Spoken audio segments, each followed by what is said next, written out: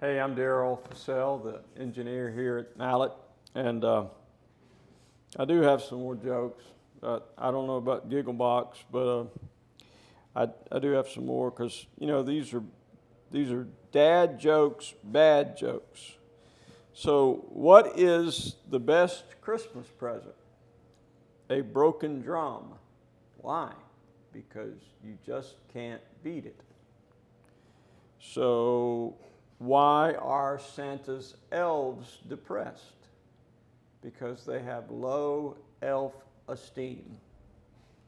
They're getting better. After the wise men gave their gifts of gold and frankincense, Mary and Joseph started to thank them, but the third one spoke up, saying, "But wait, there's myrrh."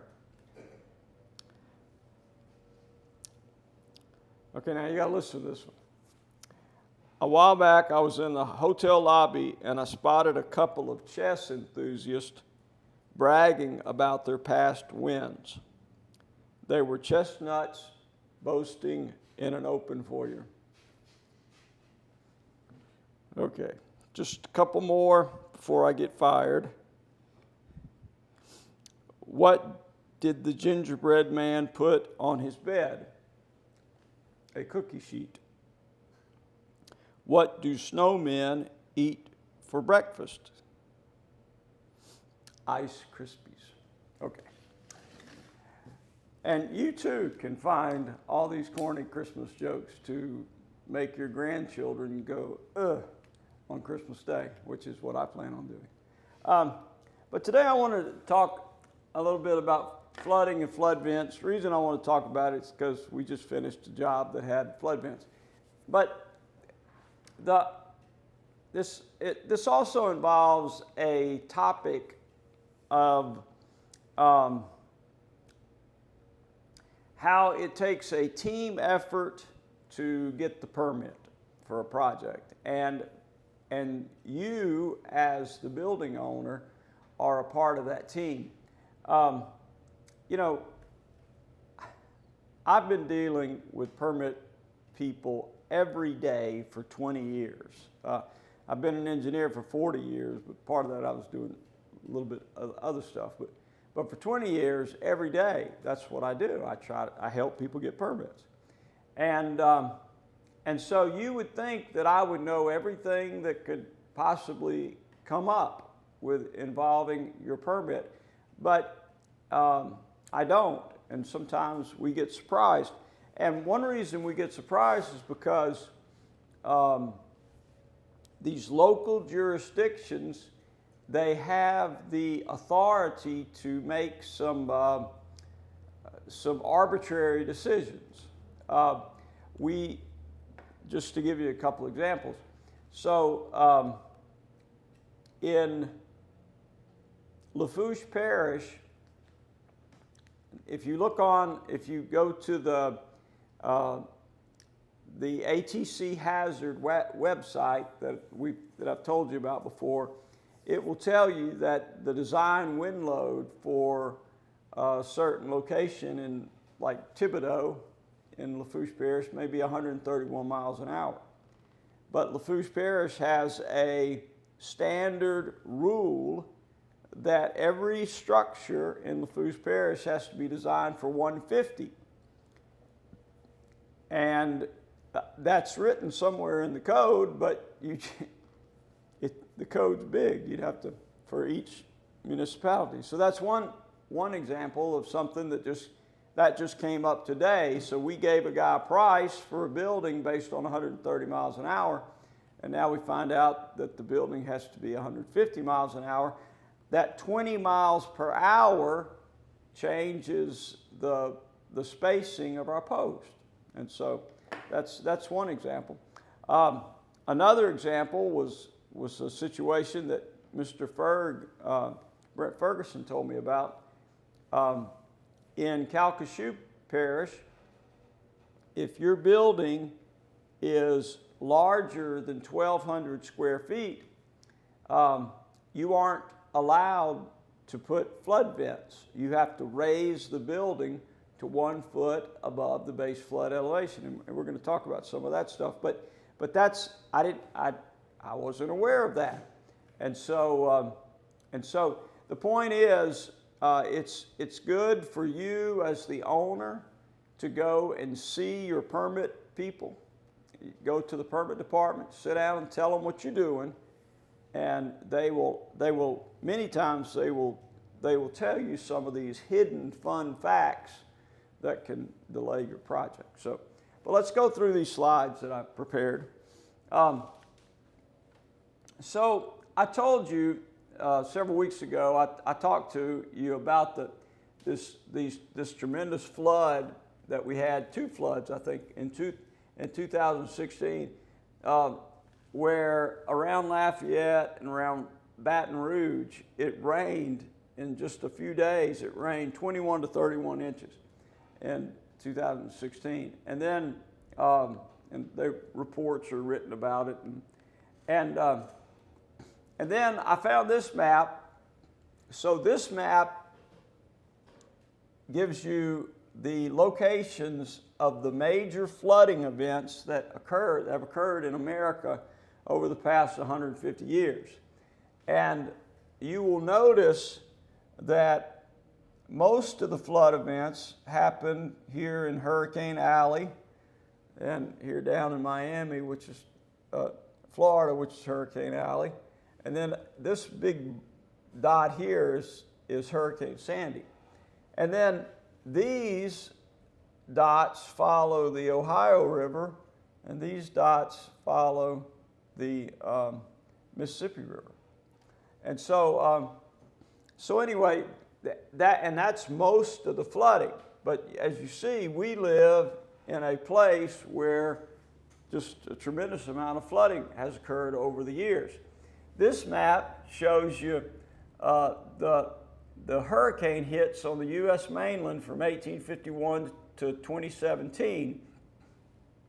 And Florida leads the way with 117, but Texas has 64, Louisiana has 54, and then Mississippi 16, Alabama 23. So you see that once again, Hurricane Alley is a place that brings a lot of water our way. And of course, if you've lived here and you notice the weather, you just see that we get this tropical moisture where these fronts come across this way and it pulls the moisture up that way. And so we get tremendous amounts of rain. Everybody knows that. And so it's a part of life. And so the state has written statutes, laws, and this is 2 examples. This says the legislature of the state of Louisiana has delegated the responsibility of local government units to adopt regulations designed to minimize flood losses. And this is for the city of Covington. And this is for Ascension Parish, says the same thing. And so it's a part of state law. And then it becomes a part of local statutes. And then, and so as a result of that, this is a letter from City of Covington that said all enclosed spaces below base flood elevation are required to have hydrostatic flood vents. Please indicate compliance and include specification sheet for the hydrostatic vents. And then this is something that Ascension Parish came up with after their big flood event in 2016, where the surveyor has to fill out this form and stamp it which shows the elevation of the property of the proposed building. And so those are documents that that's a document that you would have to turn in to the permit department if you were building one of our structures in Ascension Parish. And so that brings you to the project that we were involved in. So this is a picture of the flood map around the Lake Charles area, and the blue area is the flood area, and and you'll see it's a big area. And so there's the interstate, and there's 210, and this is probably Ham Reed Road, and you see it's pretty dry, but then this is the this is where the big bridge is, and then our project is way over here, and then this was our specific project. There's the existing house, and they were going to build the storage unit. Well, the storage unit was either in this blue area or part of it was in the blue area. So as a result, they said that we had to put in flood vents. Now, so not only do you have the state passing laws mandating that the local governments minimize flood, then you have FEMA that puts out these guide booklets. This was not a booklet, this was a big book. Requirements for flood openings and foundation walls and enclosures. And this is FEMA Bulletin, Technical Bulletin 1, March 2020. And it tells you that you have to have at least 2 openings on different sides of an enclosure, and the bottom of the opening must not be more than 1 foot above the grade. And then it says on another page in this book, it says that the flood vents must provide 1 square inch of open area for each square foot of enclosed area. So if you have a 1,200 square foot building, you have to have 1,200 square inches of flood vent. And so this is our project, and it's a 1,200 square foot building. And so we put 1 flood vent on that wall, and then another flood vent on that wall. And then here it is, you can see it on the floor plan. We put 1 flood vent here, and then we put another one here. And so our flood vents are 36 by 24. So Tyler, can you tell me what 36 times 24 is on your phone real quick? I can't remember what it is. I think it's like, there's a picture of the actual building. 864. So 864. So this is the typical flood vent that we put in. It's 36 by 24, and it's got these openings, and so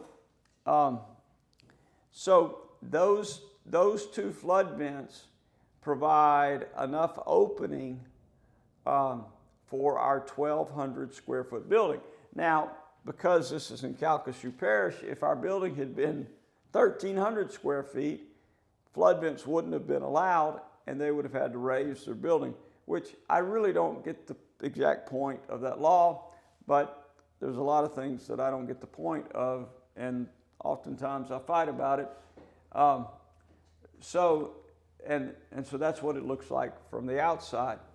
But so all this together just shows you that it's a team effort. Sometimes people get mad at us because they say, well, you should have known this. And, we try our best to be proactive and to find out what's going on with these permit departments and to find out the requirements. But sometimes it's just really, really almost impossible to find out these things. But you can help in this process by being a part of the team. And when you get your permit, when you go down there, go down to the permit office or call the permit office and talk to them about it, and specifically about the flood requirements. One other thing that has happened because of these flood events is the situation called no net fill areas. And I deal with that in Ascension Parish and in St. Tammany Parish, where they require that every bucket of dirt you bring into a site, you have to take a bucket of dirt out. And if you don't have a big site, it really gets to be, it puts some constraints on your building.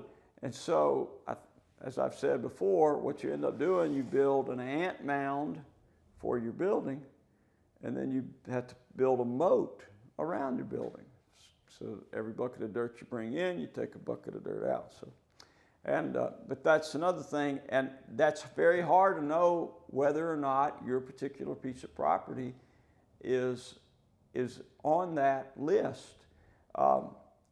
St. Tammany Parish has a critical drainage area map on their website, but they will tell you that this may not be the most up-to-date map, and you have to check with them to find out if your particular lot is in a no net fill area. And so, once again, it's a, I guess one polite way to say it is, it's a fluid situation and always changing. And so we try our best to be on top of it, but you just understand that it takes a team to get a permit. So y'all have a Merry Christmas. I'm gonna have a Merry Christmas, and I'm gonna tell some more corny jokes on Christmas Day. So